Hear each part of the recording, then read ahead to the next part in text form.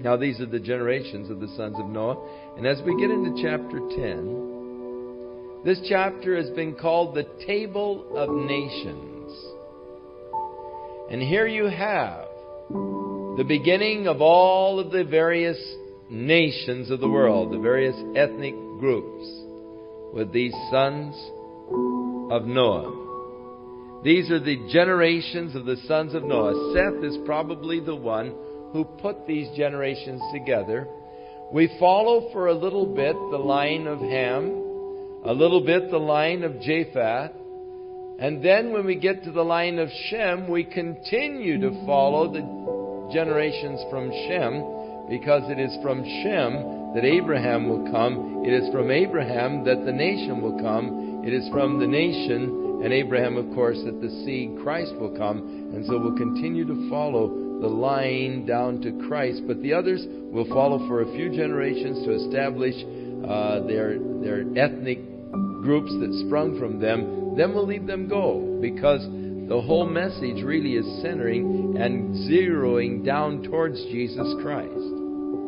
So many names are not given. Many of the families are not named and all. It isn't intended to be a complete historical record, but only a record that will lead us to Abraham, which will lead us to David, which will lead us to Jesus Christ. Once we've come to Jesus Christ, it wasn't necessary to keep the genealogies anymore. God has proven that Jesus Christ was, as promised, the son of David, the son of Abraham, the son of Adam. So that's all that's necessary, to follow that line that leads to Christ. Now the sons of Japheth were Gomer, Magog, Madai, Javan, Tubal, Meshech, and Tiras. Gomer was more or less the father of the ancient Sumerians. Magog were the Scythians, the area of Russia. And Madai was the father of the Medes. Javan, the Greeks. Tubal and Meshech, they believe that Meshech actually is the ancient Muscovy, modern day Moscow. And Tubal, the modern Tobolsk. And Tiras, of course, is the Thracians. And so we see that basically you're getting into the Asian European nations as descendants from Japheth. Now we take one of the sons, Gomer, the first one listed, and we have the Germanic people, Ashkenaz. And Ripha and Togarma. Togarma is thought to be the Armenians, but the Ashkenaz, more or less the Germanic people coming again from Japheth. And by these were the islands of the Gentiles divided, actually Tarshish and so forth. So you're getting into the area of Europe, Scandinavia, of course on into ultimately England, all the descendants, the Caucasian race, descendant from Japheth. Now the sons of Ham, Cush,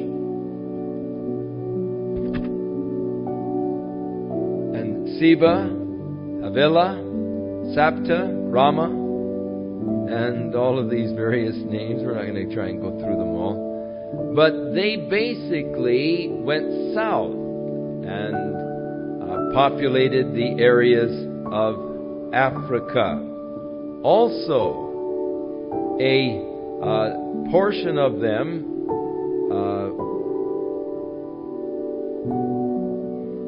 the descendants of Canaan were Sidon, which were the Phoenicians.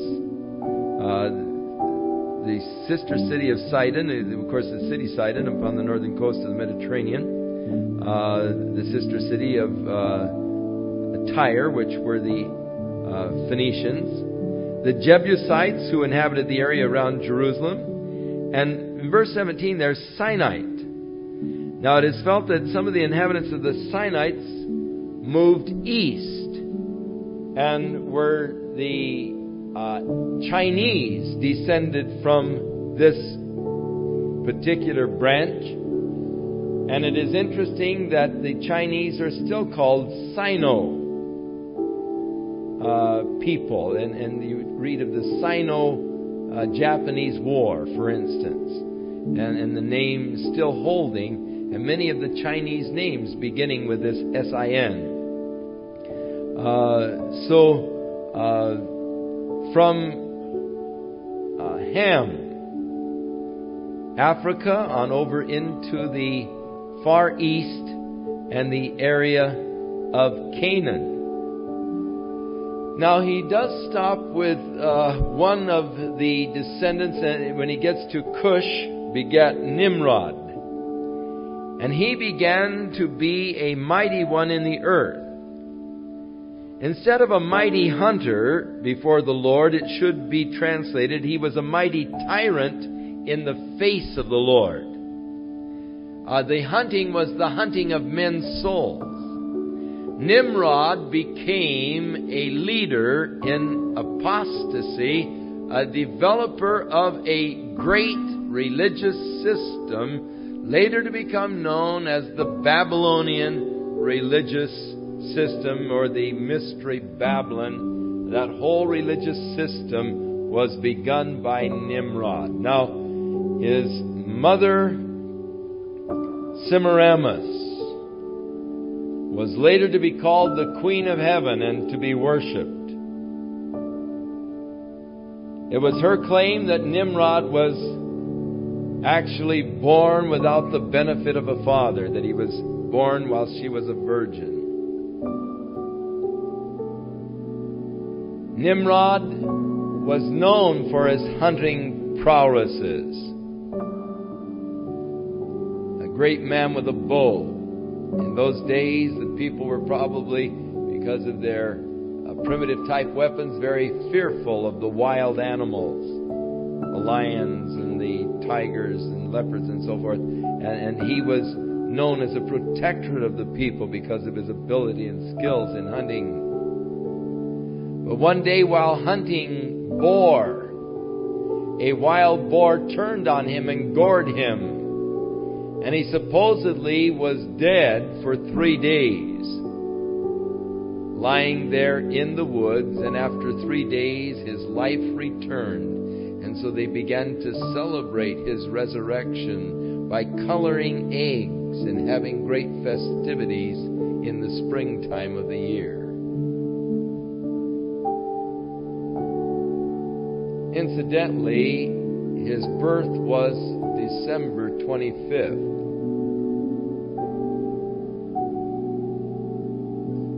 And they usually celebrated his birth by giving of gifts, drunken orgies,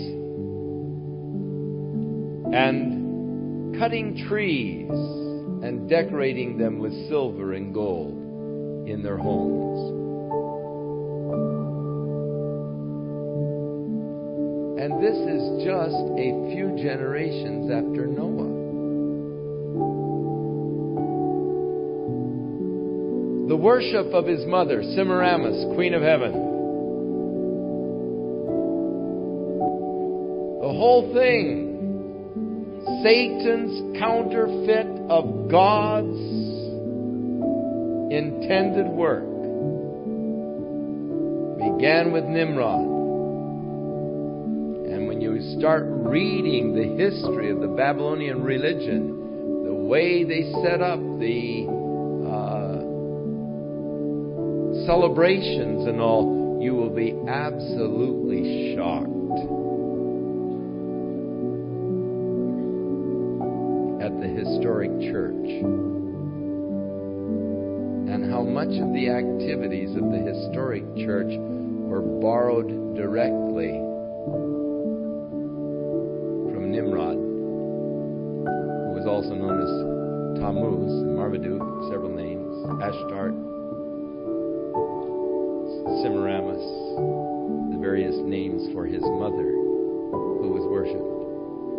And actually, the name Easter coming from Ashtarti.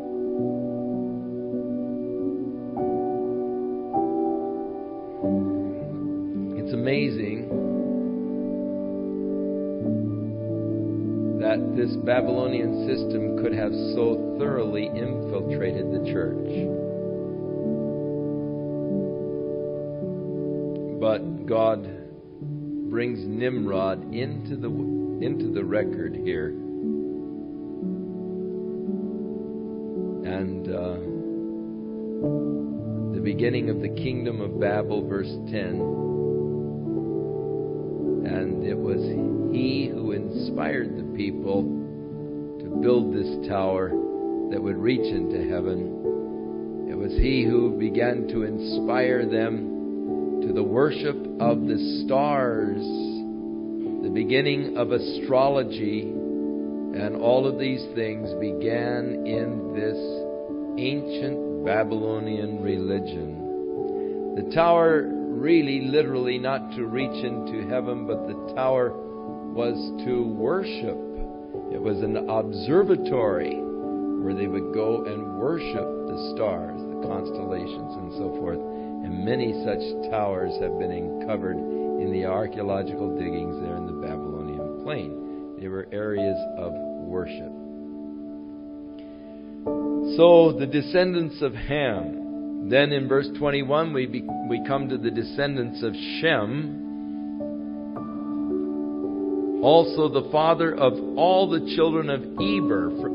It is from Eber that we get the name Hebrae, or the Hebrews. So Abraham was not the beginning of the idea or the name of the Hebrews. It came from Abraham's ancestor Eber. And so Shem, the brother of Japheth, the elder, even to him were children born. The children of Shem are listed here for you. And then the children of Aram. And we're going to narrow down to Eber, because we want to follow Eber. Eber had two sons. The name of one was Peleg, and in his days was the earth divided. And his brother's name was Joktan. Now, this idea of the earth being divided, there are some who try to relate this to a current scientific theory of the continental, the continents dividing. The continents have been drifting apart. That originally there was only one landmass, but this continental drift theory that is a current theory in some scientific areas, and some of them point to this reference of Scripture. It was in the times of Peleg that the earth was divided. However, if you'll follow the chronological charts and all, you'll find out that Peleg lived in the days of the Tower of Babel. And it was at the Tower of Babel that the earth was really divided into the ethnic groups. And so that is probably what the reference is to. The division of the earth into the ethnic groups following the Tower of Babel experience, rather than a scripture that would somehow lend support to the continental drift theory. So that's the way it is. It could refer to the continental drift, but more than likely the reference is to the division of the earth from the Tower of Babel. Among the names here in the descendants, we do find the name Jobab, which could very well be the Job of the Scriptures. And so I guess that's a little further down when we get into the descendants of Abraham. Now in chapter 11, the whole earth was of one language and one speech, probably Hebrew. Because in the earlier record of the book of Genesis, the names of the people were Hebrew names that have Hebrew meanings. And so the original language was perhaps the Hebrew language itself.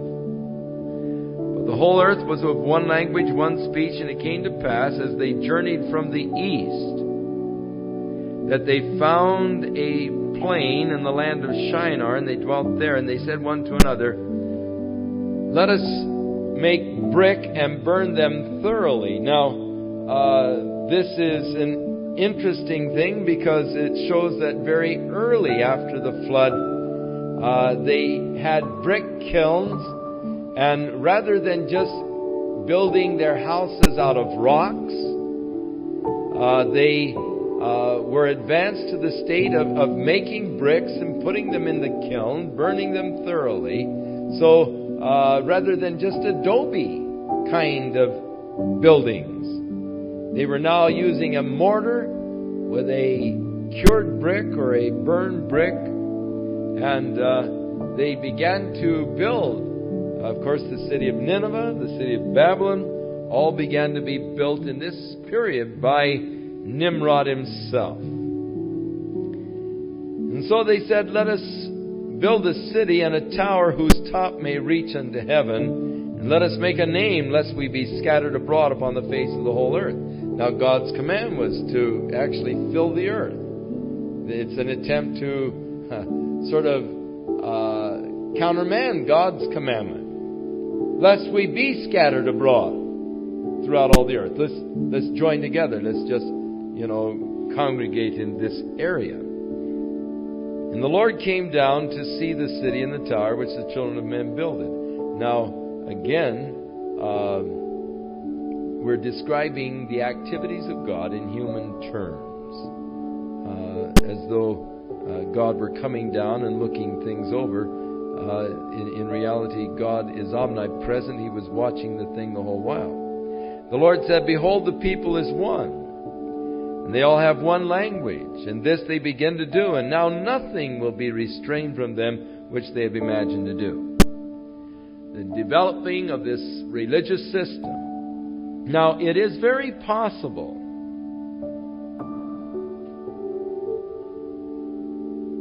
that originally God placed the stars in the heavens for signs,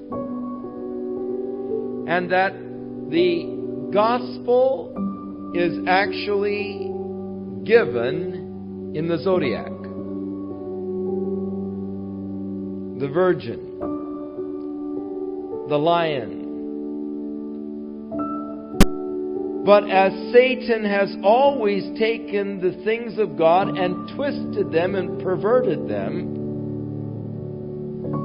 so from the original message that God had placed there in the heavens of His plan for the ages, that there was that perversion of it into what is the modern astrology, which began way back again in the Babylonian era. Here in Babel, where they were going to build this tower as an observatory to observe the constellations and so forth of the sky.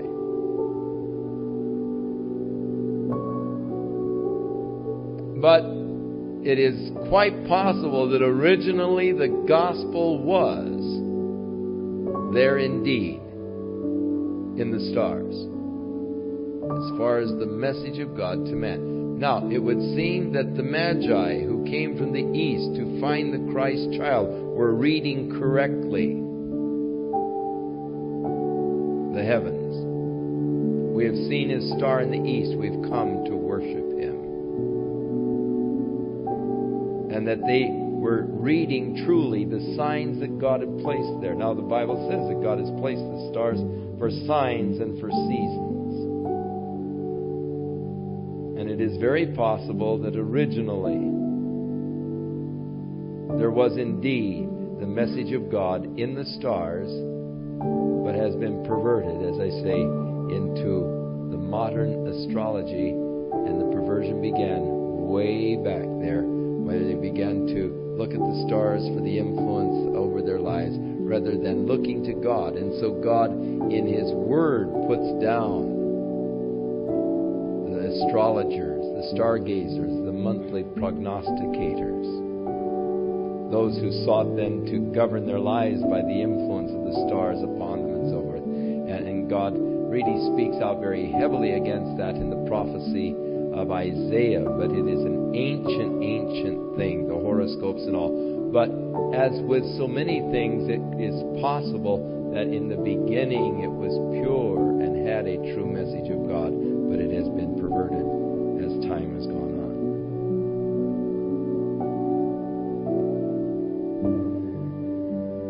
And so God, seeing this development, said, "Let us go down and confound their language, that they may not understand one another's speech." And so the Lord scattered them abroad from thence upon the face of all the earth, and they left off building the city. Therefore its name was called Babel, or Babel, whichever pronunciation you prefer. It really is a word that just it was a word that was adapted because of what the sound sounded like. Just like the word barbarian is a word that was developed by the Greeks, and the word barbarian in Greek literally is barbar. And anybody who didn't speak Greek was a barbar, because your language sounded so funny. So anybody who didn't speak Greek, they just considered them uncultured and said, "Oh, they're a barbar." You know, it just means that they talk some other language rather than the cultured Greek. And so from that we get the word barbarian, but it originally was just a sound that they made, an unintelligible sound by which they were sort of mimicking any language other than Greek. It's barbar. Oh, he's a barbar. And so this Babel is the same thing. It's a mimicking of a sound that was not understood. Babel.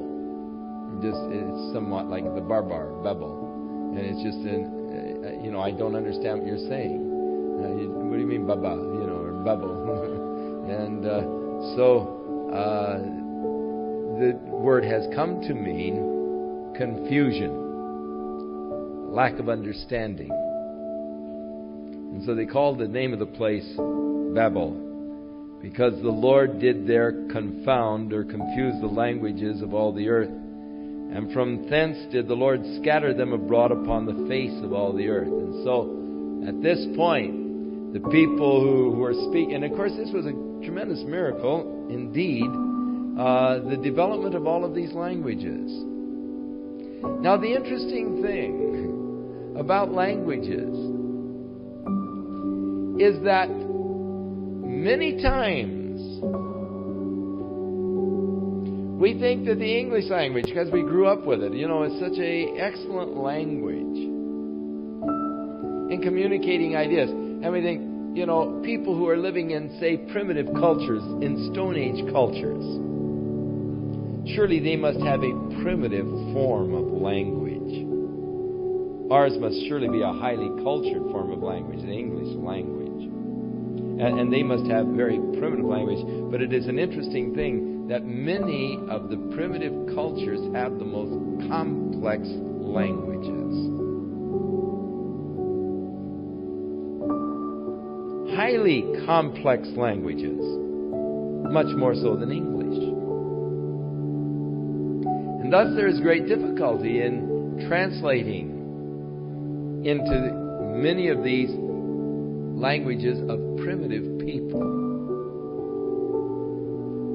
You think, it would be easy to translate. The man went to church. But some of these primitive cultures have so many words for man. So you'd have to know if the man was one that you knew well or you knew slightly. Because they have one word for man that you know well and another one for a man that you know slightly. Then they'd have to know whether you liked the man or not. And then you'd have to know whether or not you respected him. And actually they have maybe 20 different words for man. So you'd have to know all kinds of things about this man before you'd know which word would fit the text or the translation. Now the word he went. Did he go once in his life? Or did he go occasionally? Was it something that he was accustomed to doing or something that was rare for him to do? And so even in the verb, you have so many different words that would describe it that you get into the translating and really you want to throw up your hands and quit, because these languages are so many times so much more complex. I have a friend who was translating the Gospel of Mark into the Choco dialect in Panama. And he came to the place where he was working with his translating helper, and he came to the place where Jesus spit in the ground and made mud and put it in the blind man's eye and told him to go to the pool of Siloam and wash it out. So, in translating this word spit, the native said, "But how did he spit?" You know, there's many different ways to spit. Well, we only have one English word. But the Choco Indian has so many different words. You have a different way of spitting. And he didn't, and of course, how do you know which word it is? You know, we don't know what word it is. And because, you know, they have so many different words, he said, did he and spit?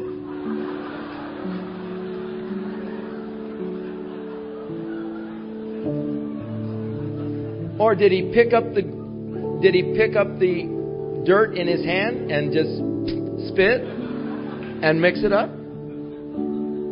Or did he spit on the ground and mix it up? Or did he put the dirt in his eye and spit in his eye and mix it up?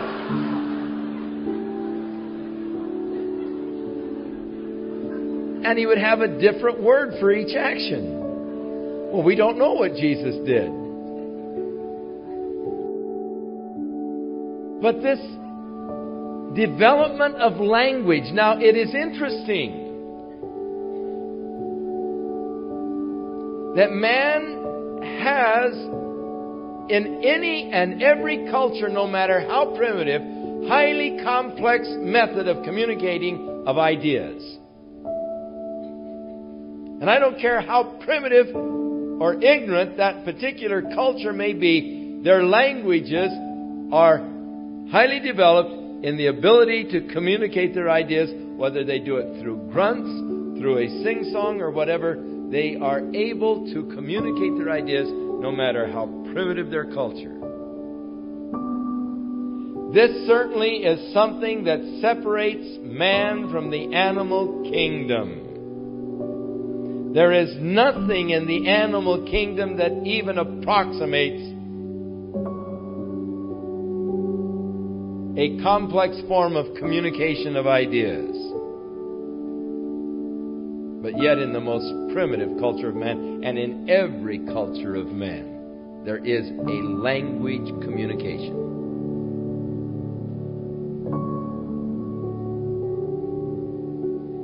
So, this was the beginning of the separation of languages. Now, after the separation into the basic language groups, there, of course, have become modifications even within the same language or generalized language. We find the Romance languages and similarities between the Spanish and the Portuguese and the Italian and the French.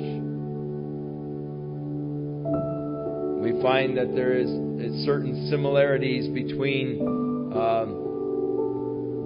the German and Scandinavian.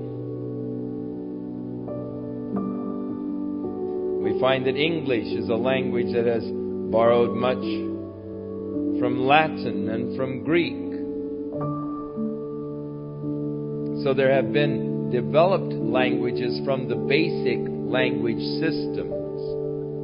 But God divided their languages, and instantly they no doubt got together in groups that they could communicate to.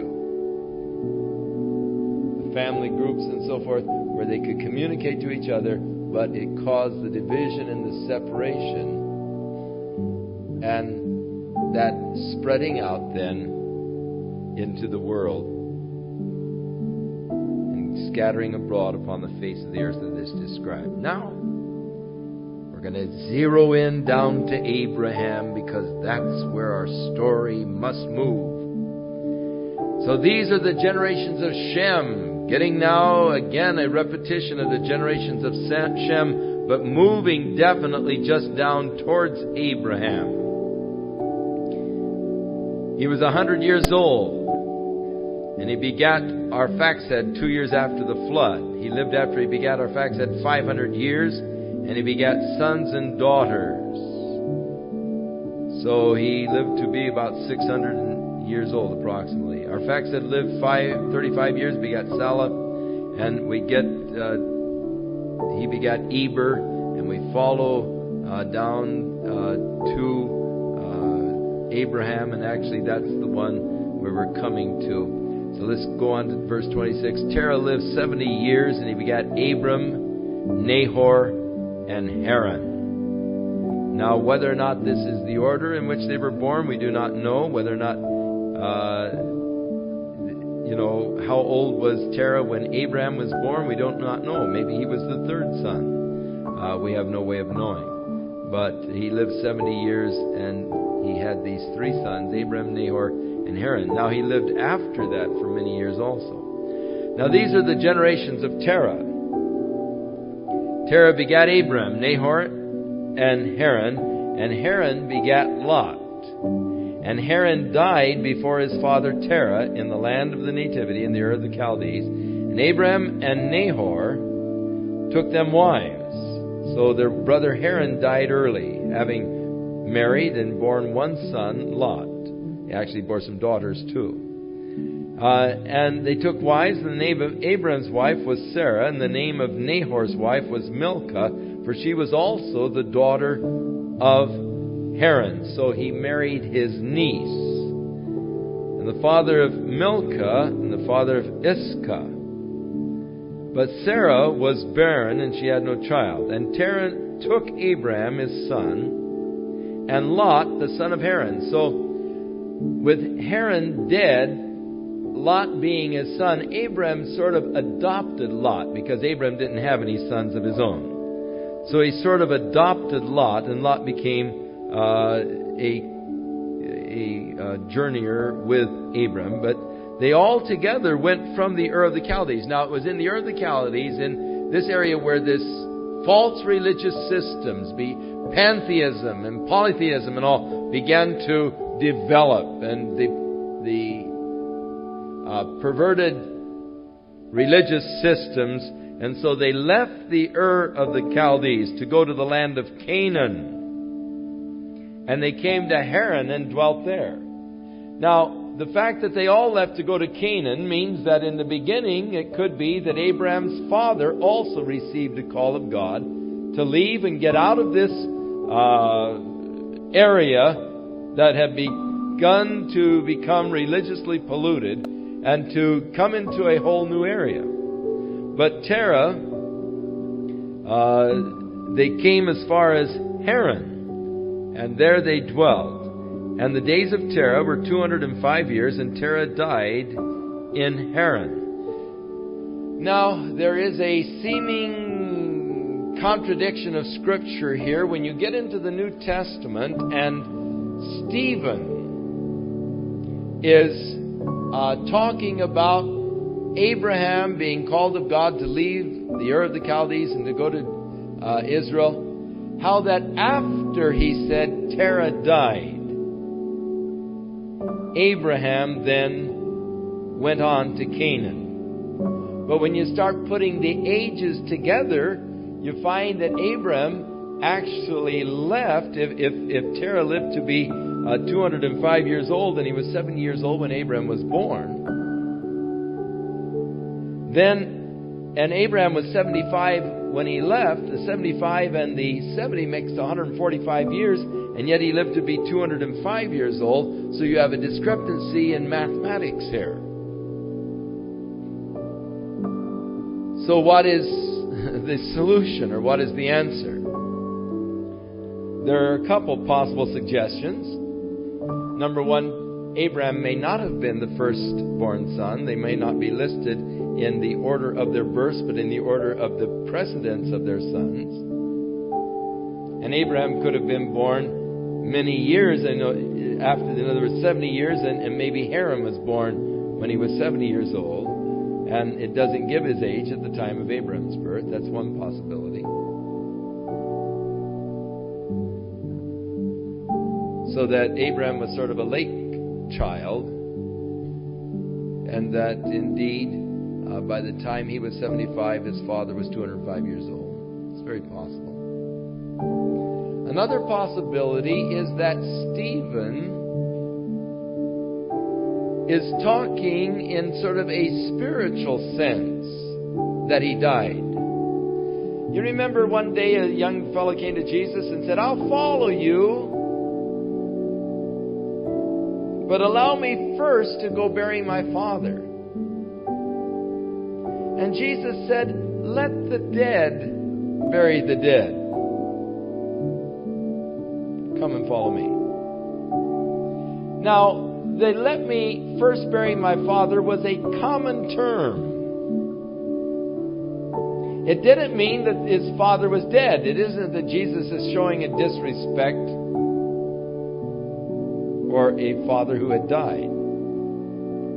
But it is a term whereby a person was saying, "I don't want to do it now. I want to wait until my father dies." It's just a term of procrastination, or putting something off until later. In other words, I want to do it later. Wait till my father dies. Your father can be alive and healthy. He may be good for another 50, 60 years. But it was a term of procrastination, a common term of procrastination. Now, knowing the use of Jesus in this term and the ideas that were given by it, it could be that Stephen is using it in the same sense, and that Terah, when they came to Haran, died spiritually, because Terah began to actually apostatize and became also a worshiper of false gods. So it could be that he's referring to the spiritual death of Terah when he turned into spiritual apostasy, and it was at that point, when Terah spiritually was dead unto God, that Abraham realized he had to make his journey alone, and he took off with Lot and the servants and so forth, and his wife Sarah, and they began then to journey on to the land that God had promised to show him. Actually, going from the area of the Ur of the Chaldees, going to Haran, they were going about 600 miles northwest. It was about 400 miles from Haran down to the land of Canaan, to the area of Shechem, where he was ultimately to end up. But Abraham started off journeying in obedience to God from the Ur of the Chaldees. They stopped with his father. It could be that his dad said, "Hey, this is good. Let's settle here. Let's settle in this area. It's nice. It's productive and all. Let's settle here."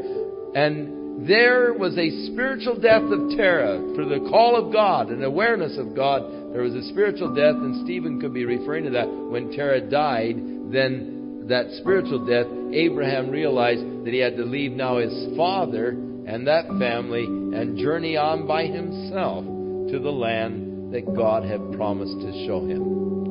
So don't cast off your faith because of a bit of mathematics here. There are possible explanations for it, and which one is correct, of course, we don't know.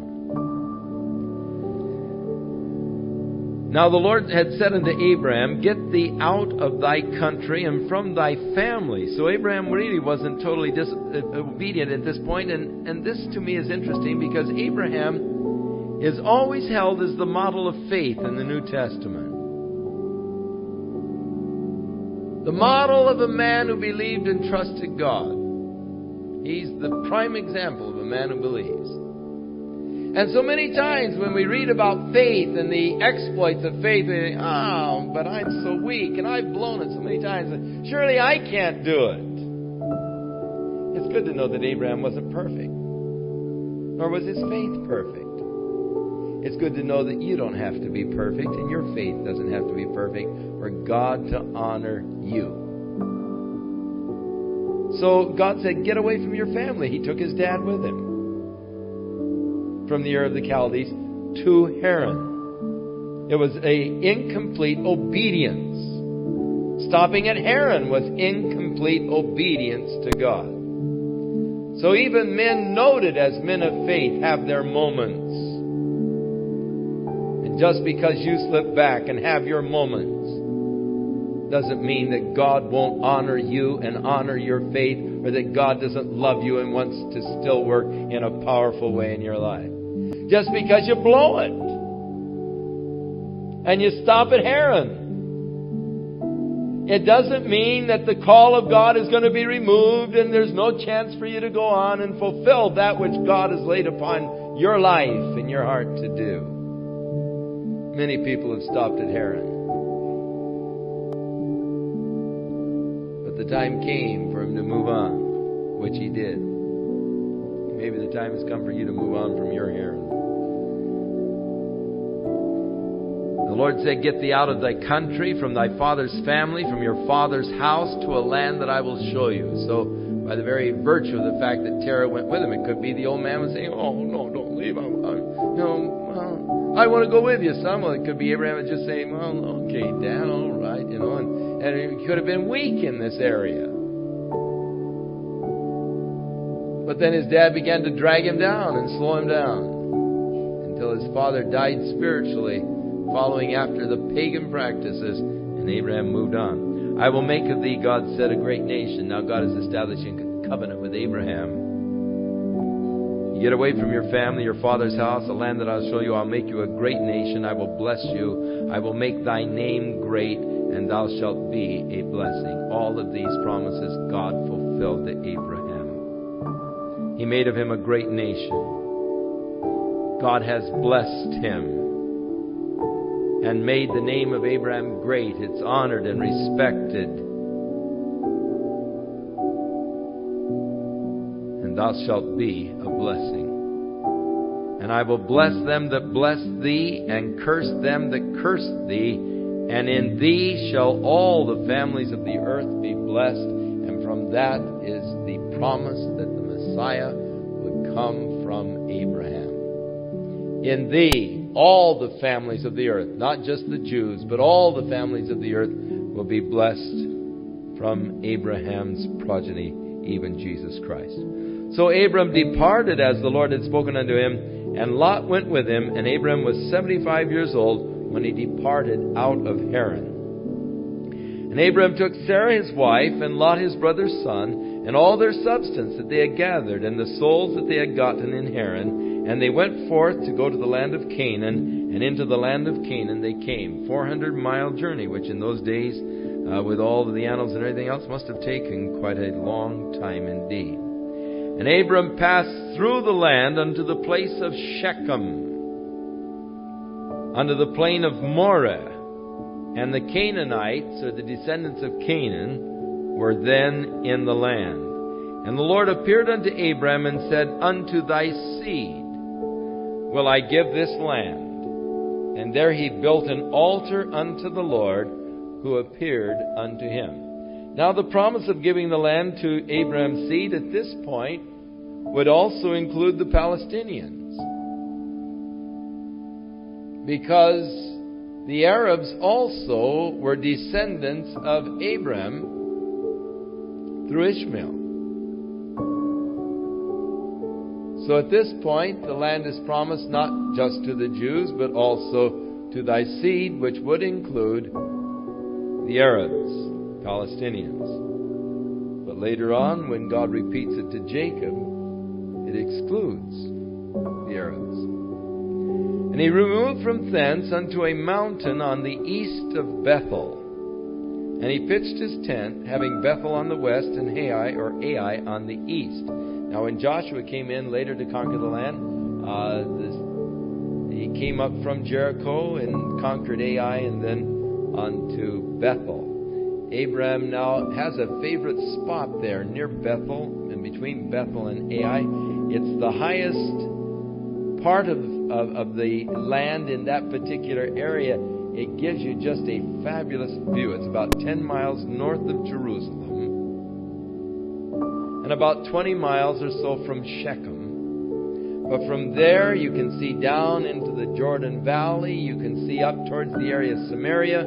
You can see Jerusalem and the area south. You can look over towards the Mediterranean. It just is a beautiful vantage point in that mountainous area between Bethel and Ai. And when Abraham came to this area, he built an altar. And the Lord appeared unto Abraham and said unto thy seed, I'll give this land. And he built this altar unto the Lord and called on the name of the Lord. And Abram journeyed going on down now to the south. And there was a famine in the land, so Abram went down into Egypt to sojourn there.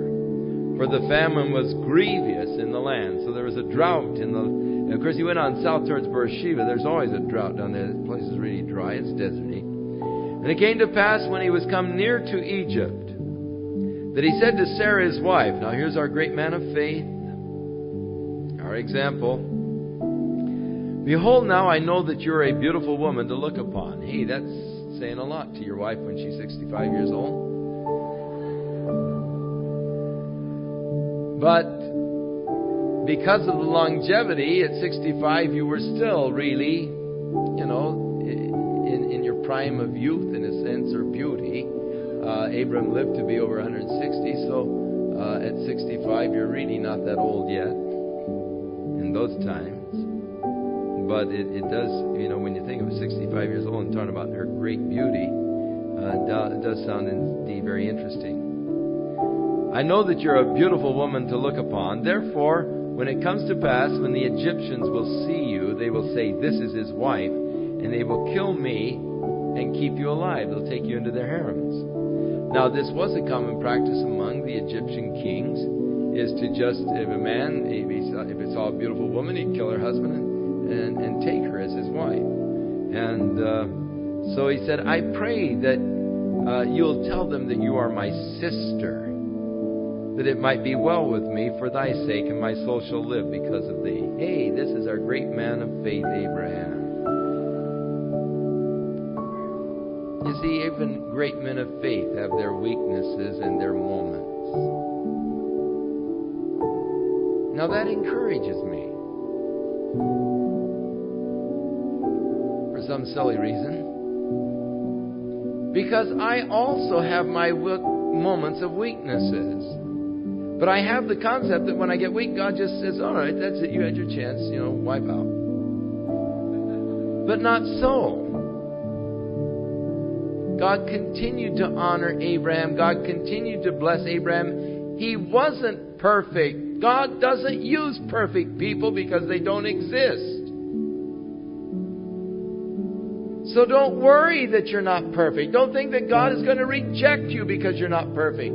Don't think that God can't use you because you're not perfect.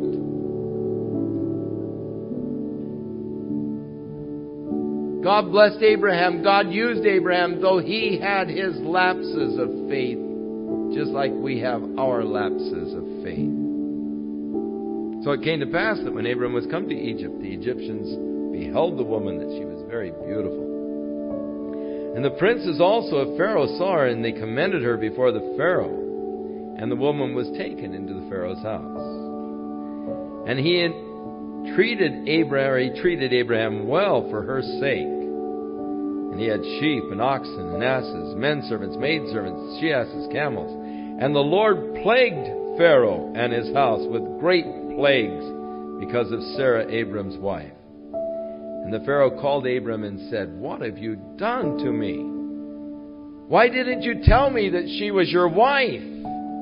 Why did you say she is my sister? I might have taken her to be my wife. Now behold your wife. Take her. Go your way. And Pharaoh commanded his men concerning him, And they sent him away, and his wife, and all that he had. So he came under then a special protective edict of the Pharaoh, so that he would not fall prey to the men, in order that they might take Sarah, his wife. So, an introduction now to Abraham. We're beginning now to follow, and we will from now on follow Abraham as we come on down towards Christ, as the Bible now is the developing of the nation, and from the nation, the coming forth of the Savior of the world. So next week we'll continue on, beginning with chapter 13. Shall we stand?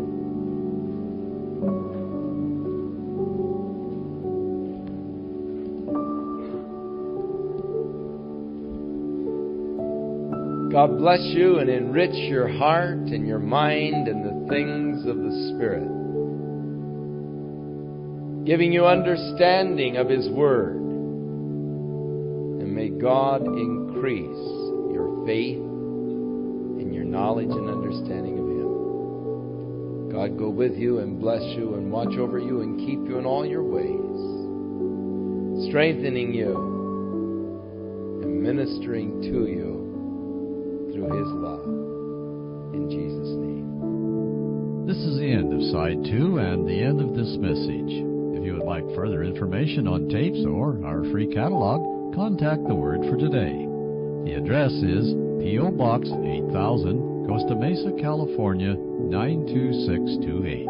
Or you may reach us by our toll-free number, 1-800-272-WORD. That's 1-800-272-WORD.